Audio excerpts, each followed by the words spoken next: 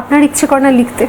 মানে গান লেখেন আমি জানি, অ্যাকচুয়ালি আমার না, আর আপনি তো টেক সেভিও খুব, আপনি তো মোবাইলে এক্ষুনি কথা বলতে বলতে ওটিটির কথা বললেন, আপনি নিজে ফেসবুক লাইভ করেন, কখনো নিজে, এখন তো অনেক রকম অনলাইন অ্যাপ বেরিয়ে গেছে, আপনি বললে। আমার কাছে অফার এসেছিল, খুব ভালো প্যাকেজের অফার এসেছিল, আচ্ছা, বড় জায়গা থেকে, তো লিখলেন না কেন? যে আপনি এটা বললে প্রথমে এত টাকা, যে অ্যাডভান্সটাই খুব লুক্রেটিভ ছিল, আর আপনি যেটা বললেন যে লিখলে কিরকম হতো, লিখলে অ্যাকচুয়ালি রবীন্দ্রনাথকে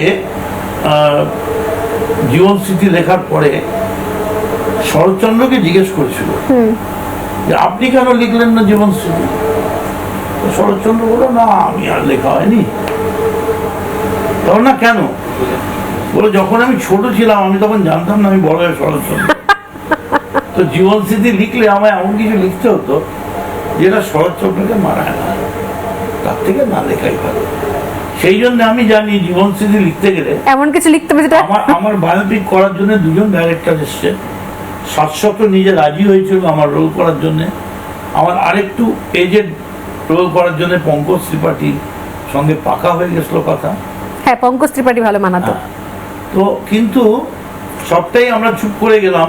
মানে এমন কিছু মদন মিত্রকে বলে ফেলতে হবে, লিখতে হবে বা শেয়ার, যদি সত্য বলতে হয়, তাহলে সিচুয়েশন চেঞ্জ হয়ে যেতে পারে। লোক বলবে, এ মদন মিত্র এরকম করেছে, আর আমি তো তখন জানতাম না বড় হয়ে মদন মিত্র হবো, বিপরীত প্রার্থীর কোনো প্রার্থী আমার সম্পর্কে প্রশংসা করবে। তবে আজ পর্যন্ত আমি এইটুকুনি বলতে পারি, আমার এই হাত দিয়ে কখনো কোনো পাপ সংগঠিত হয়নি।